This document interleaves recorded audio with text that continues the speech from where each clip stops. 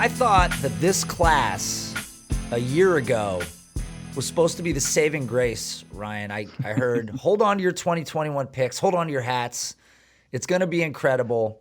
There's so much value. Don't trade them now. And then there was no combine, which changed everything because now we've got people out there making narratives that we need to adjust pro days this much more. There's no combine, so we need to shift this much more. I heard somebody tell me we need to adjust for height and weight. So you think that at the pro days they don't have the right scales, or they don't have a ruler or measuring sticks or a way to take accurate weight and height? I don't understand these statements. We're going so far to spin the narrative even further that I don't even know what to do at this point. All I know is when I look at this class, I myself have question marks. I question the value in totality. Do you feel the same way now that we're getting a little evidence? Yeah, and you log on to the old Bird app, NATO, and you just see people running around. It is chaos. People don't know what to do. The sky is falling. These pro days happened, and their rankings, they've just completely scrapped all the work they've done up to this point. You and I were talking a little off air, and I'm sure you and I have talked a little bit prior to the show too, kind of leading up to this. As these pro days were playing out, nothing has really changed dramatically for myself.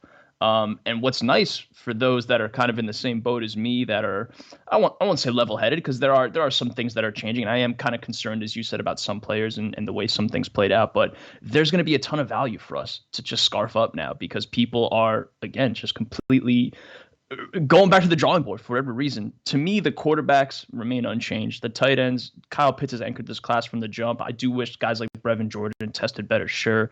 The wide receivers, I still like this group a lot. We'll talk about Rashad Bateman a little bit and a couple of these other guys. Nothing really changed wide receiver-wise. I will say that the running backs certainly did underwhelm. My hope was that we would have a couple guys, 2, 3, 4 players that were maybe, round 3 or 4 type players, maybe do enough athletically to boost themselves up the board, to make us feel better about them. That didn't happen. The class from the jump was always one that many stated was bad. It wasn't a good class. There's 2 players, maybe 3 players in Javonte Williams, depending on how you viewed him before and after. None of that really changed. We didn't get the darts to land that we wanted based on the pro days, but for people to act like that is a big surprise, or to act like they need to go back and completely redo everything, that to me is just bad process. And that's just being dramatic, and it's an over exaggeration, and playing the whole hyperbole card there doesn't really always doesn't work out. And that's not the road that you and I want to go down, I don't think. I can't roll my eyes hard enough. Like if I could, I would throw my head to roll them, because it's like, if you never, it was an epiphany for people that never watched a college football game. If you didn't watch one of these guys play any games, or through the offseason watch any of the air quote film digitally, if you didn't do any of that, then you probably were shocked by the information that came in, right? But for those of us that had seen Jamar Jefferson performances, and you're like, he's not that fast, or you had seen Kenny Gainwell and you're like, he doesn't look that big, even though we haven't seen him in a year, you're not shocked when they step on the scale or they test at their pro day and it's not that fast. And then we've got the arbitrary adjustment factor of X amount of tenths of a second. Sure. We don't even question if there's laser time or hand time, how accurate the hand time is. What if they're like, this is David McCleary, who's got the fastest hand in the West, and his timer's never been off. They call him the human laser. Well, we're not going to count David McCleary. McCleary's here. Right? It's like he comes in with his stopwatch in a wooden box and clicks it. It's like, so we're throwing all this out as if they are inaccurate because someone's like the human brain, blah, blah, blah. I heard it before. But the point is, to me, it becomes double counting. With that being said, though, when you look at the data and you hold it up against history, we can make the case that a lot of these guys now become outliers. They now become players that are potentially less successful at being great at the NFL level. No player is one for one. But if we're using historical data and we're holding it up against this class, we can make a lot of cases of why this is a pretty gross situation now that we do have the data. And to me, Ryan, when I look at it, I really only want to have picks in single QB, 1 through 4, maybe 5. For me, Kyle Pitts has become a name that I'm a lot more excited by, because when it comes to the quarterbacks in 1 QB, Give me Fields, give me Lance, give me the mobile guys. I don't need Trevor Lawrence. I don't need Mac Jones. Give me Matt Ryan at 34 years old. He's going to throw 35 touchdowns, right? Like, he's the cheap version. Just give me that. But I can't replace the rushing ability of those quarterbacks, which has been proven over the past couple of years. Mobility at the quarterback position equals production. We see it, year over year. I mean, go look at the top of fantasy production. Are we double counting? Is that what is happening in 1 through 4, pick 5? I mean, do you want anything after that? It's since these running backs really didn't do much to sweeten the pot, there weren't too many big risers. The wide receivers, again, for someone like myself who has remained relatively high in the class, that really hasn't changed. I don't necessarily find myself adjusting too much. I like these wide receivers in that range, that 6, 7, 8 range. I'm very comfortable with the Rashad Bateman still. Again, we will definitely talk about Bateman quite a bit this show. But you hit on a guy, Kyle Pitts, who I've been trumpeting for a little while. But someone like that, I would imagine, I would hope. I mean, if not now, when? For people that are, I know the tight end label. I know that scares so many people. I know that the hit rate. I get all that. But this is a player that could really not only anchor the tight end class, but really anchor this rookie class as a whole, as far as skill guys go, just given the lack of, the wow factor of the running backs, and I guess more people having some questions about the wide receivers. The wide receiver class is very interesting. I don't want to go off on a tangent too much, but there's a lot of, we've heard a lot of people talk about just this slot type, this smaller body. There's not a ton of height or, these aggressive big body type players, but there's guys like Elijah Moore, Rondale Moore, these smaller compact guys that's kind of the flavor of this class. And for some people, that's a big turnoff. But as you said before, for those of us who have watched these players for a couple seasons or, watched them leading up to the pro day workouts, none of this should really be a shock, So to summarize all that, I love, give me guys like Kyle Pitts who are gonna save kind of that range for you. I'm still confident in these wideouts, but yeah, I mean these running backs and that, those guys that were getting pushed up the board prior, you're probably renegotiating that with your rankings right now. I'm more interested in those second round guys like we talked about. I don't think a guy like Terrace Marshall is now a second round guy. What happens with pro days or combine performances are that, we have this narrative of these players and we're like, oh, he's a second round pick. He goes in mock drafts in the second round. Then suddenly bursts on the scene with an incredible pro day or an incredible combine performance. And we, for whatever reason, reevaluate and move them way up the board. And I think that that's what's going to happen with a guy like Terrace Marshall. It's probably going to happen with Elijah Moore, even though, people are going to say, oh, he's a slot receiver. And he is, but there's plenty of room for slot receiver production at the NFL level, right? I mean, that's just a fact of the matter. But for me, super flex is where things are very, very scary because we were saved by the depth of this quarterback class. Now, again, in single QB, just give me the 2 quarterbacks with the most mobility. I know people say Mac Jones could be a rusher, but in super flex, you've got 5 quarterbacks that are going to save the first round. And we'll get to some of these wide receiver names, but if you didn't have these quarterbacks of this quality, of this caliber in the first round, I don't even know what I would do. Again, I've said this before. I would rather give me the second round picks. Let me hit on De'Ami Brown. Let me look at Kenny Gainwell. Any one of these guys I would prefer. And I know that you're a fan of Waddle, and I don't know that you hate Devonta Smith. But for me, it's always concerning when guys don't test, right? When these things take place. And we're going to go down this list, but let's start right at the top with the wide receiver 1 in this class. I don't think that changed for you. It didn't change for me. He came in lighter than we expected, but does that even matter? Yeah, and there was a lot of hype. We talk about pitchers for a lot of these guys prior to the pro days, and Jamar Chase. I mean, and you've talked about it plenty about how you just look like an athlete. Like these are what athletes should look like. And there was pictures of Jamar Chase getting that offseason working with, I think, the Exos camp down in Arizona or wherever he was. The dude just looked rocked up, just ready to go. He's just a specimen, and that's what a lot of these guys look like. When you're an athlete, when you play high level college football, you're gonna look and operate a certain way. And a lot of these guys take their the gym life seriously, and Chase certainly looked the part. Yeah, I was expecting him to come in a bit heavier, but again, to your point, Even if he's a bit lighter or ran a bit slower or jumped a bit short, whatever it is, like the film does so much, the production does so much that he offered himself enough room for kind of error in that sense. If he were to quote unquote fall short of, expectations athletically, Chase, outside of, God forbid if he were to get injured or something like that, that's really the only thing for me that would really kind of make me have to step back and say, oh gosh, like we need to really think about this again. But yeah, Chase, man, just surefire, lock it in. Had a good vertical, had a good 40 time. Certainly looks the part for me. So I am more than pleased with the way that Chase kind of let things play out. I don't think anything changed with Chase. Yeah, I mean, sure how can we be disappointed? So what? He came in at what, 207, 208? Again, I think that people are just trying to build some narrative. I mean, for God's sakes, is it hot in here? For God's sakes, you've got a class that is completely devoid of like alpha type looking receivers, guys that have elite, immense college production. And now we're going to nitpick the only guy in the class that anybody's confident in at the wide receiver position. Are you kidding me? Like, good God, man, just take just one part of this draft class and accept it. And for me, it's Ja'Marr Chase. He's the clear-cut wide receiver one, right? Like, no doubt about it. By the way, did anybody at the LSU Pro Day run faster than a 4.4? Was everybody in the 4.3s?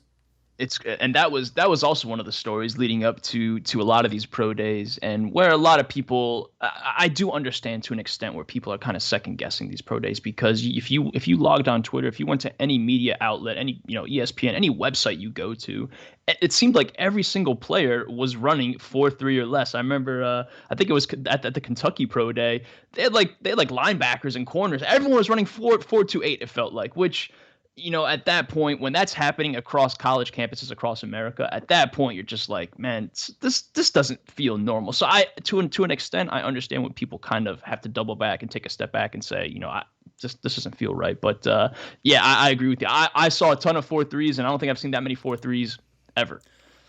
I mean, I thought that I heard in the past that Ja'Marr Chase was actually faster than Justin Jefferson. Have you heard that in the past?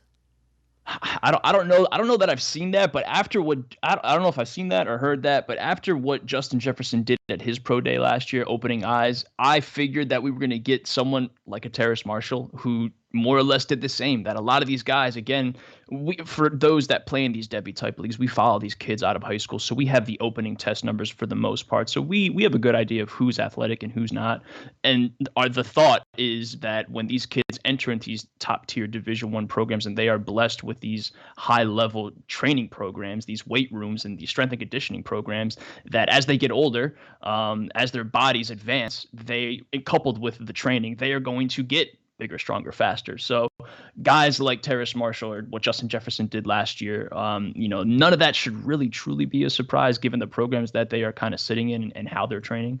But yeah, man, was Marshall a touch faster than Ja'Marr Chase out there? I think that Marshall was a little faster, but I thought that I had heard in the past that Chase was faster than Jefferson back at school, and Jefferson ran a 4.43 at the combine. It wouldn't surprise. These guys are freaky, man. These guys are freaky. I mean, all I'm saying is maybe those times aren't wrong. I don't know, right? I mean, maybe these dudes are just super duper fast. I mean, we see it annually. Again, you had a guy like DK Metcalf, who's much bigger than all these guys, ran much faster than all of them. So who's to say that these guys aren't legitimately close to this fast? I realize it's hand time. We don't know if McTerry was there doing the hand timing. We're not sure. We still don't know if that's why these hand times are accurate or not. But these dudes are super fast. And you couple that speed, even if we adjust to a 4.43, Ja'Marr Chase is ridiculous. Absolutely ridiculous. More ridiculous, though, is Devonta Smith, the Slim Reaper, part 2, right? Because isn't that Durant? Yeah, it's Durant, right? It's not. You got to come up with something better. I put that out there initially thinking I was like, we were so far ahead of the curve and everyone was in my mentions. You've never heard of Kevin Durant? I'm sorry. You're right. Yeah, I'm sorry. It's definitely part two. Durant.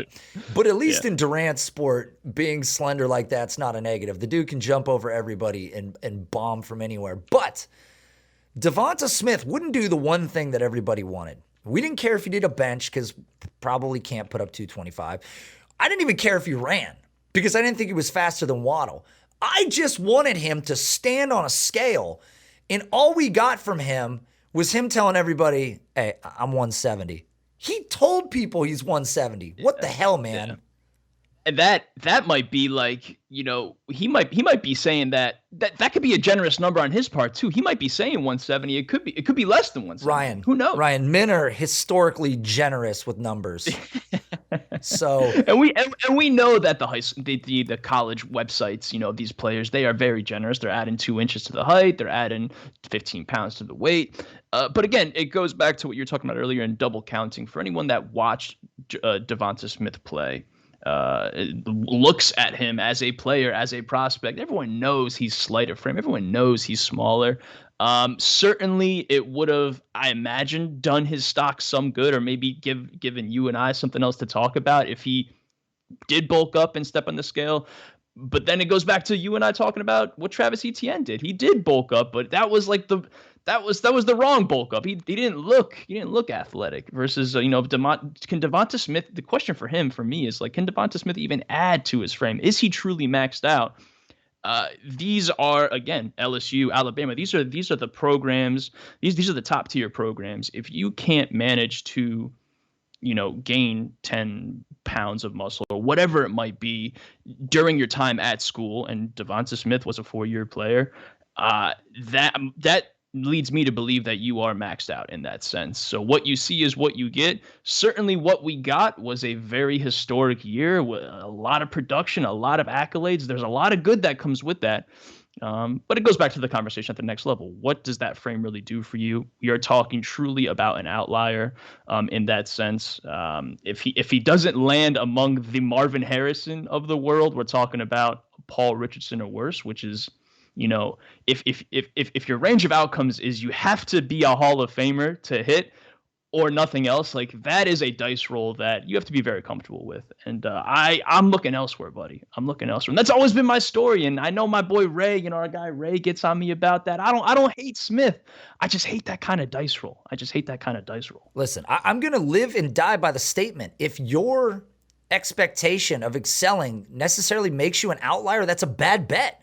Like, Paul Richardson had multiple ACL tears. Okay, yeah. I mean, this guy it was bad luck with the injuries. He was like the $6 million man, $1 million man. Who's the guy they rebuilt? Doesn't matter. Point is, like they tried to put him back to life, and he still had some moments of flash that were incredible in Seattle and Washington. I mean, it was a great performer. But the problem is, Devonta Smith is a prime candidate to be overdrafted. We talked about this with Marquise Brown. A lot of similarities between these two players to me. Talk about the route running prowess. Don't worry about their size. They can defeat it. They can get around it. Hasn't worked out perfectly for Marquise Brown. Don't know if it will for Devonta Smith. But here's why I think Devonta Smith is a fragile asset. Because I could ask this question to anybody, but I'm going to ask it to you, and I feel like I'm going to get the answer that I expect to get. The expectation is that Devonta Smith gets drafted as a top 15 player in this draft, right? Yep. And we now assume that Terrace Marshall gets drafted second round, maybe, pick 45, somewhere in there. Mm-hmm. If Devonta Smith went one pick before Terrace Marshall, who are you taking in Dynasty? I'll probably get a lot of flack for it, but I know you and I are probably aligned here. I want Terrace Marshall all day, twice on Sundays, man. It's just again, it's not about hating a player. I don't hate Devonta Smith. I just tend to gravitate towards a player that, when we're talking about projections and range of outcomes and just style of play and how they translate and their fit at the next level, to me, that's Terrace Marshall to a T. I don't have to sit here and play the what if game as much with a Terrace Marshall. Now, I'm sure people will see a Terrace Marshall and say, can he be the next Justin Jefferson? Like, I don't want anyone to set those type of expectations, but end of the day, Terrace Marshall looks more of that role, and for me is less of that dice roll than a possible Devonta Smith projection at the next level. I mean, we don't always need to compare every player to the last significant player that came from that college or played for that team. But to me, what I'm trying to illustrate is that Devonta Smith is very, very, very propped up by the fact that the expectation is he will have early round draft capital, and that's not being afforded to Jalen Waddle, by the way. Jalen Waddle could be selected one pick before Devonta Smith and still wouldn't be given the credit. But if we move Devonta Smith down next to Terrace Marshall, suddenly now we're like, well, I kind of like Terrace Marshall better of the two. It's a crazy thought experiment. Devonta Smith doesn't step on a scale, whatever. Doesn't matter. I don't hate the guy either. I really hope for the sake of all the people that are caping up super hard for him that he is the best receiver that are going to overextend themselves for him. Without a doubt, they are walking the plank with a sword at their back, and their tippy toes are the only thing that's on the edge of that board as they're about to go swim with the sharks. And then we get Rashad Bateman information. And there was an expectation that Rashad Bateman was a 200+ pound prospect. There was, Keenan Allen threads to his game that people appreciated. And he came in at 190. But he also came in at sub 4.4 speed. Again, hand time. We don't know. If you readjust, he's about a 4.45, which is still plenty fast. Could be a sub 4.4 guy. We've heard this about him in the past. But then I hear Ryan, he looks like Calvin Ridley is what they say. They say he looks like Calvin Ridley. He looks like a top 5 wide receiver in fantasy.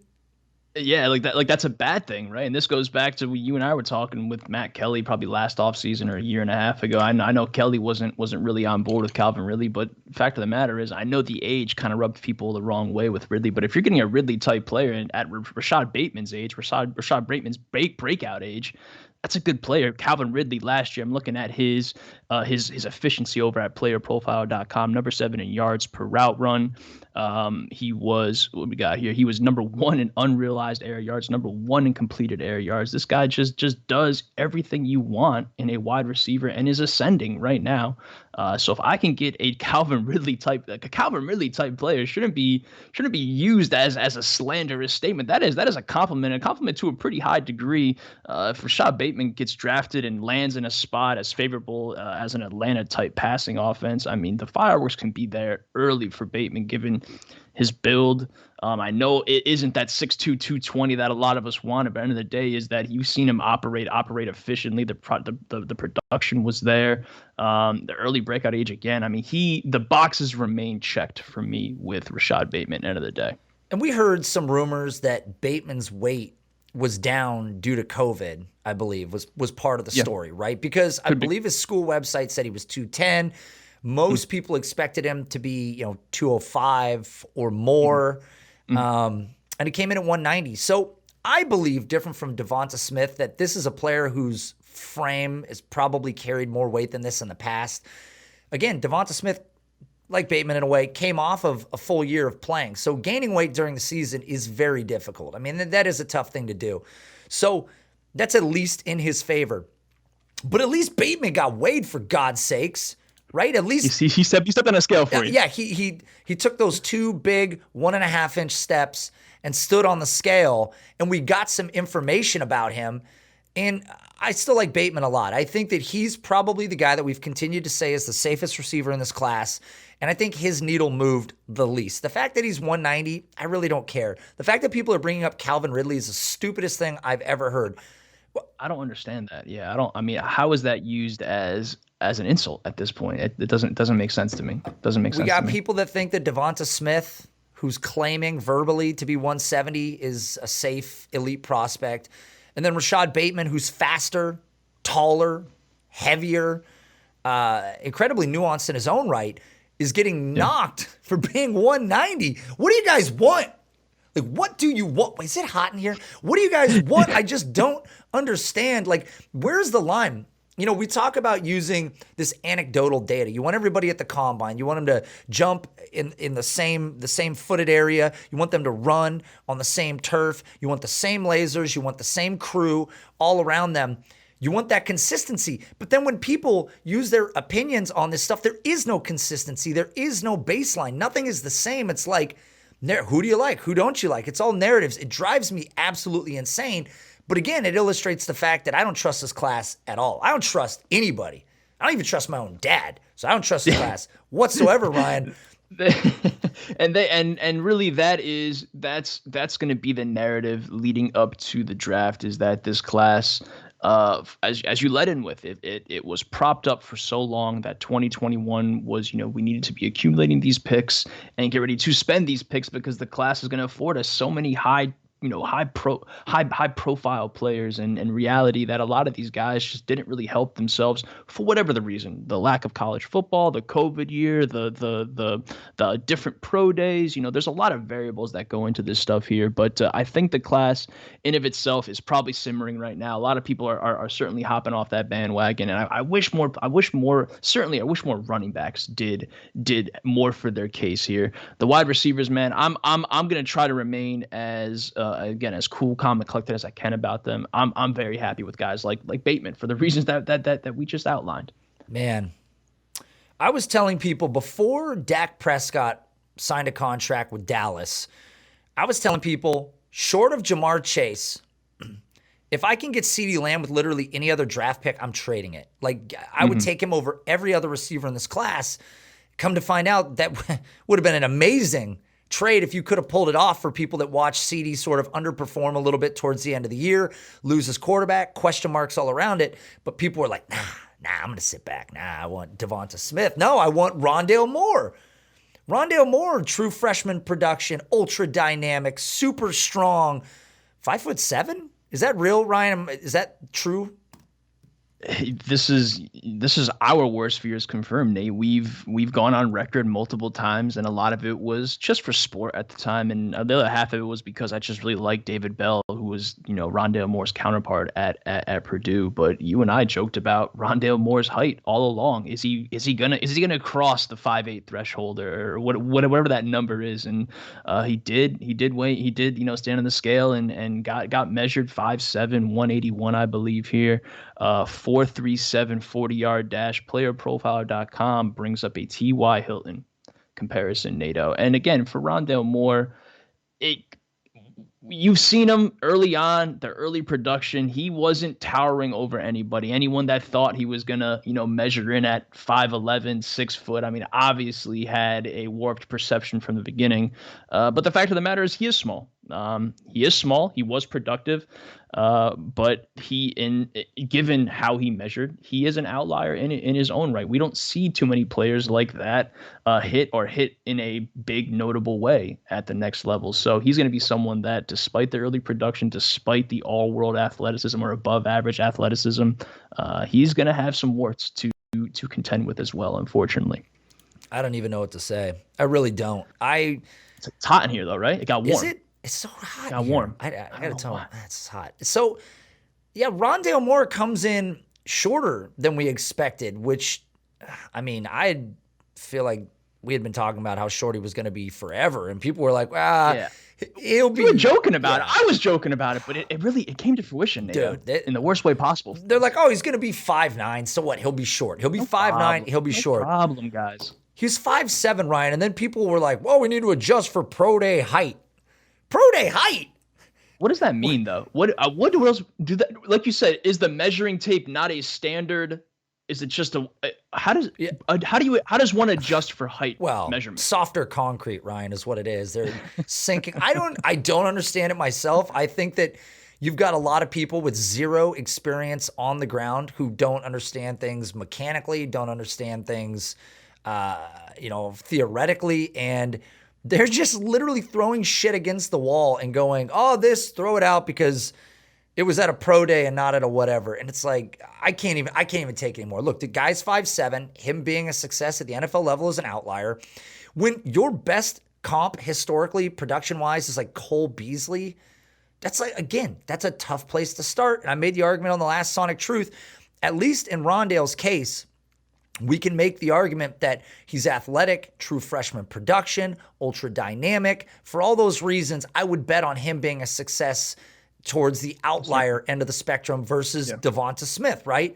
I was going to say, and I think I'm hoping for now, people are, again, they see these pro day numbers, Nate, they see the weigh-in, they see the measurement, they see all this, and they're more perhaps focused on that versus the early production, the athleticism. So I'm hoping with Moore is that there was a point prior to the pro day when you and I were taking part in a couple of these mock drafts, these rookie mocks. Moore was going very, very, very early. Now, my hope is that a lot of these guys, your fellow league mates, other dynasty managers, people are focusing on the outlier status, which certainly that is the case with Moore. But I'm wondering, Nate, if his value is going to drop enough that where we're taking him now, you can talk yourself into that. That at that point, all that concern, the outlier tag, all that is baked into it versus when he was going top, I don't know, 5, 6, 7, where he was going now versus he's probably like an end of a first round, early day. I'm not sure where he falls now, but I'm hoping that he does fall enough where you're able to kind of, deal with that a little more easily. I mean, in Superflex, I imagine Rondale Moore will be on the backside of all the quarterbacks. That would be my take, that you would see probably Bateman might squeeze between some quarterbacks, obviously Chase above them, Kyle Pitts somewhere above a few of them, I'm sure, for people. Both the top 2 running backs. Javonte Williams might squeeze in there. So I think Moore is going to be on the backside of all those quarterbacks, which puts him at 111, 112 kind of range. So if you're a late first-round pick and you want to scratch a lottery ticket of a player that's got a ton of upside, just not literal upside, then perfect. Then this is your guy. But from there, like I have no issues trading back. But again, Terrace Marshall, Elijah Moore, some names that were kind of at the bottom of the player list that people really like. Not at the bottom, but like at the top 10, top 12 type options. These guys are much, much higher now. Wide receivers were gross, but the running backs were the worst. Najee Harris didn't do anything. He couldn't make it to his pro day, right? Was that what it was? And he got on a bus? It was a storm in Dallas or Alabama, wherever the hell he was, and he ended up. I think he ended up driving like 8 or 9 hours to get there. Long story. I think that's all good for the content. I don't think he was ever going to do anything. Much like Smith, where these guys, to their credit, fine. They just said, hey, whatever you need is all on the tape. Go look at that. If you're worried about the height, weight, for us selfishly, I would have loved that just to see where things set. But for those guys. Ray and I have talked about it a little bit. I don't know really what they gain for doing that. So you and I can sit here and certainly it got hot again in here. So you and I can certainly talk about that. It didn't hurt them, right? Not testing didn't hurt them. Laquan Treadwell 4 or 5 years ago should not have tested. Him testing, pretty much illustrated everything. He still went in the first round, but he hurt himself a little bit. He had a ton more hype going into it. I don't think it affects Waddle. I don't think it doesn't affect any of these 3 players. They are all going to go pretty much relative to where they were going to go before. Najee Harris might still be late first, definitely early second round type guy in this class, but the receivers go where they were going to go before. But here's my question. ETN and Najee Harris, if they had declared a year prior, think about what this running back class would look like. I mean, Javonte Williams would be the best back in this class, and he's like David Montgomery level prospect. Yeah, it would if those guys jumped into the to the Jonathan Taylor class last year. We would be left literally holding the bag, man, with just nothing. I think when the biggest winner of the running back group was someone that I think was maybe even undrafted or a super late day 3 dart, and Elijah Mitchell, when he moved the needle the most, when he was the biggest, in my mind, the biggest winner, if not one of the biggest winners, that right there says all you need to know about this class.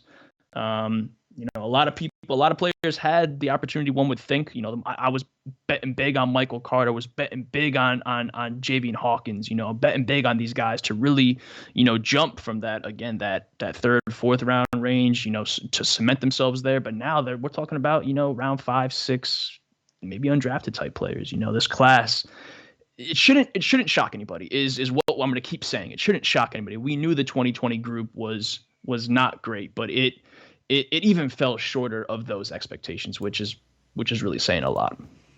There doesn't always have to be hits in a draft class. I know everybody convinces themselves that there has to be a guy in this draft class. There has to be a successful running back. No, the Bishop Sankey year, it was just like garbage everywhere. It doesn't always work out. So just because there's X running backs on the board, you don't have to take them. And again, I like Javonte Williams still. I think he becomes more of a value. We talked about this before this. This kind of looks like 2018 when you had Jacobs, you had Sanders, and then you had David Montgomery sort of in that de facto third spot as a third-round NFL draft pick.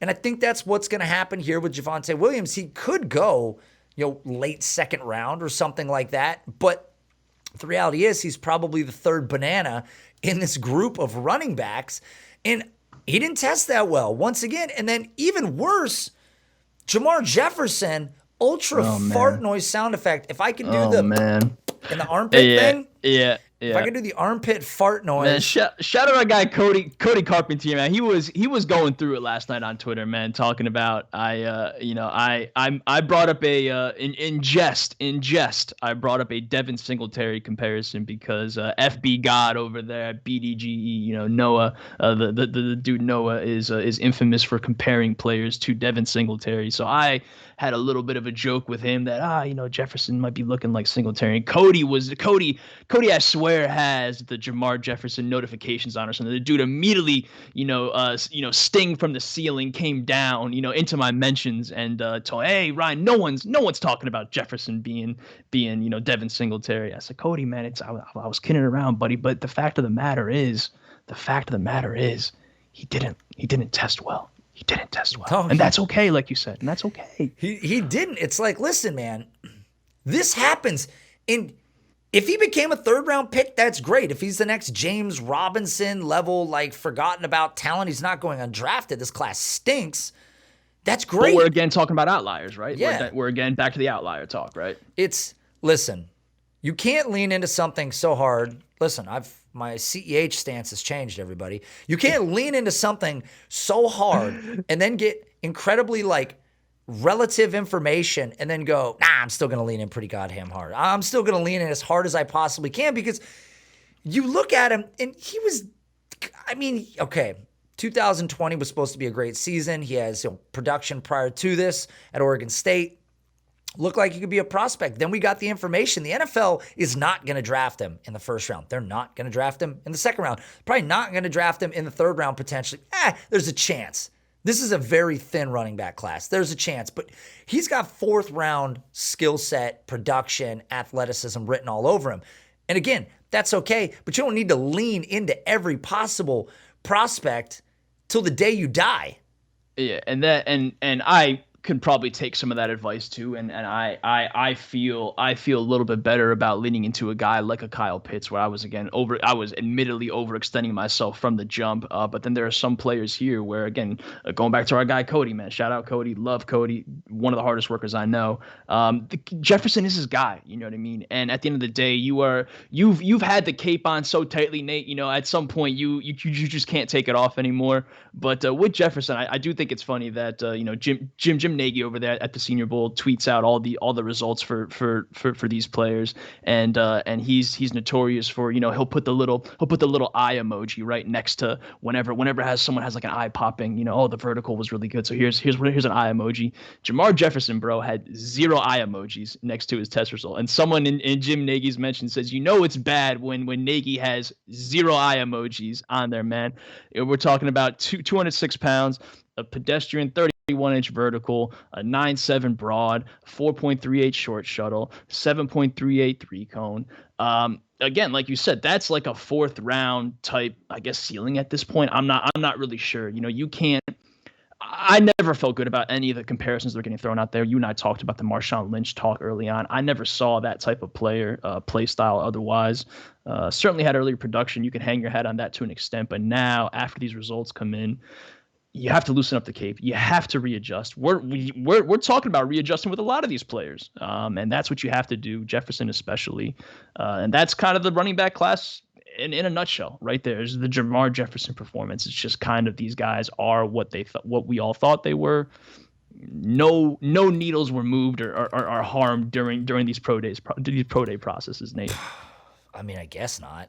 And then you got guys like Kenny Gainwell, who came in heavier, which was good to see, right? Took the whole year off, gained weight. Had guys like Chuba Hubbard. I think there's questions about what his official pro day numbers are, whether it's 4.39, 4.5, something in that range. And he was a 208-pound guy as well. So the back of this class, man, they're undersized. I remember fighting last year about the difference in weight between DeAndre Swift or Cam Akers, or, it's 4 pounds this way, 6 pounds this way. All these guys are so light. Like, if we had drugged them into the year prior, we would be taking craps over all these prospect profiles. It's not good. It's not good. And Chuba Hubbard coming off of an incredibly down year. He didn't do yourself any favors either. Don't know what to say. So, I mean, it's all ass backwards with all these players. Kenny Gainwell, again, 5'8", 201, ran a 4.52, maybe one of the more accomplished pass catchers in this whole class. I mean, could certainly find himself climbing up into that running back, 4 conversation. Like, if he gets the draft capital, right, he's right there. And that's, again, the running back class in a nutshell, where a guy like Kenny Gainwell, who was floating around probably rightfully in that running back 6, 7, 8-ish, somewhere in that realm, is now by default basically your running back 4. When you have to land on these guys by default, that's not a good feeling. And again, it goes back to these dice rolls. It goes back to how much confidence you have in these picks, draft capital aside, like talent, just pure prospect evaluation. When these players are, falling there by accident or just due to the talent surrounding them, these aren't good safe bets for us. I mean, this is where we can completely rotate, and you don't have to select one of these guys. You could trade back into the Trey Sermon sweepstakes. I mean, you could trade back into the De'Ami Brown sweepstakes. You don't have to sit and pick somewhere where you feel uncomfortable. So I was critical on Twitter. I went out and said, I don't want anything outside of these X picks in single QB and in Superflex. I don't want to touch any of this. And I got some message from a guy who tweeted in response, thank you for your response, and said, look at the 2019 class. Let it play out. And I thought to myself, what the fuck is this guy talking about? I responded back to him. I go, sounds like a good way to get burned, bro. Because that's how losers manage their fantasy rosters. That is how losers manage fantasy rosters, because the whole point of Dynasty fantasy football is to certainly Dynasty. Yeah, to be ahead of the curve, buying, selling, and make sure that someone else is left holding the bag. Okay? Mm-hmm. You don't want to be the one left holding the flaming bag of shit when it all goes down. Okay? You don't want to open your door because you hear the doorbell ring, step out onto your threshold, you're like, hello? And then you look down and it's dog poop again. It's a flaming bag of shit again, right? So you call the shit poop. So the issue for me is that in Dynasty, to be successful, you have to be ahead of the curve. And I'm not waiting to find out who's good and who stinks. I use the Breakout Finder app. I follow good social media accounts. I subscribe on Patreon to good accounts. Patreon.com/I'm outraged. I join all these things so that I'm more educated than those people around me, because I'm not going to wait a year to find out that I'm holding on to a dissolved asset that I can no longer move. That's a bad way to play the game. So when I get a tweet that says, look at the 2019 class, let it play out. Ryan, I mean, does that even make sense? Should we wait? No, again, it's a loser's mentality. That is the wrong. If you have that approach in dynasty leagues, that tells me you probably haven't won a lot. And the reason for you not winning a lot is you just look at your response. Look at how you are approaching prospect evaluation. You want to be the person that is making the waves. You want to be the person that is well out ahead of the wave. You don't want to be the person that's stuck paddling trying to catch up to the wave. Certainly not in dynasty. There's probably a different conversation we can have in season-long leagues and redraft leagues when it's, but when we're in dynasty, when we're dealing with these young prospects and we're projecting 3, 4, 5 years out, you need to make the moves now to benefit your roster, not only in the now, in the short term, but also in the long term, and waiting for things to play out, waiting to see how prospect development happens. That is a surefire way to be just left in the dust or left paddling. So yeah, definitely to whoever this anonymous gentleman or whoever it is, don't do that, and don't land on that advice going forward. Change the way that you are evaluating players. Change the way that you are managing your rosters going forward. Ryan, it's getting hot in here. I'm hot. You look like you're hot. I should not have worn a hoodie in here right now. This class stinks. I'm burning up. You're burning up. I don't want any part of these rookie picks in non-superflex outside of the early 4 or 5. In superflex, I'm all about the quarterbacks. I like Waddle. I like Smith. I appreciate these guys. I would rather trade and get my value. Give me a veteran. Give me one of these younger 25, 26-year-old wide receivers in the league that people are sleeping on. For God's sakes, give me Michael Thomas. He's been super duper cheap, but he's past the age apex. I mean, again, I've just lost all energy to continue to battle these ridiculous battles. But Ryan, we got to get out of here. It's too hot. I think we've broken down everything that needs to be said about this class. It's a complete dumpster fire. We got to go.